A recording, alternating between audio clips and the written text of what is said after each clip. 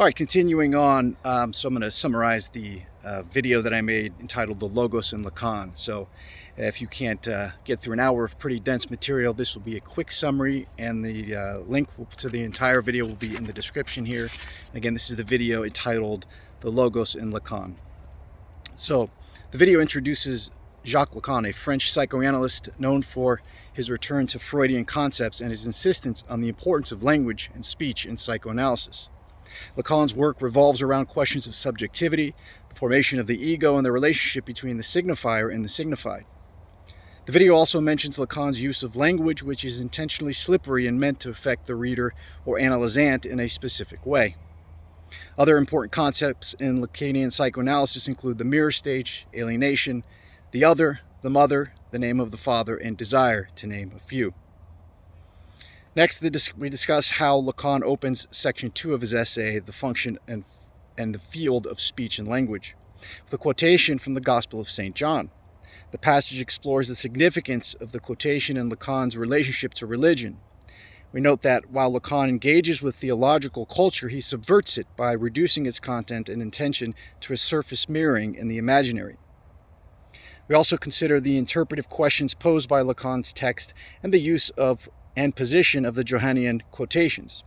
We conclude by exploring Lacan's reliance on the word logos, which stands at the navel of language and is central to Lacan's subversion of theology.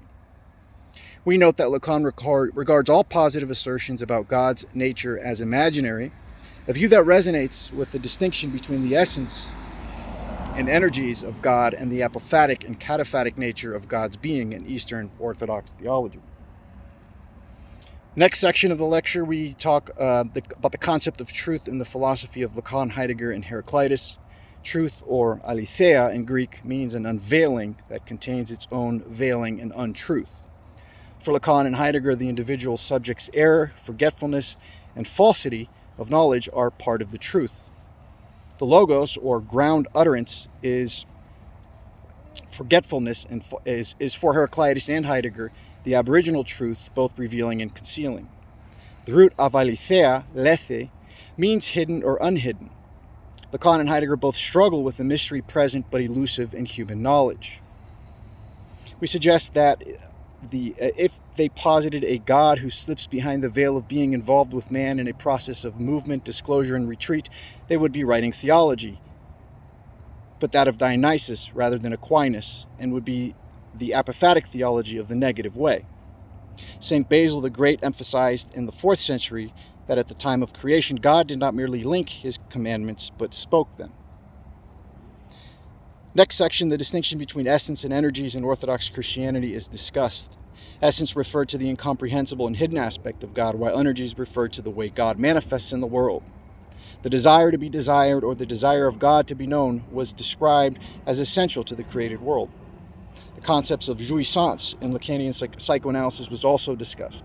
Jouissance is beyond the pleasure principle and linked to the death drive, but also tied to the mystical and theological tradition of self-emptying and union with God. Pavel Florensky, a Russian religious philosopher and theologian who wrote The Pillar and the Ground of Truth in 1914, is also discussed. Florensky's conception of truth and the real, as well as his dialectical approach to understanding, were compared to Lacanian themes. The tension between the mind and reality, which exists for both Florensky and Lacan, was also discussed. And that is the brief summary of the longer video, which is linked below. Hope everybody's well. God bless.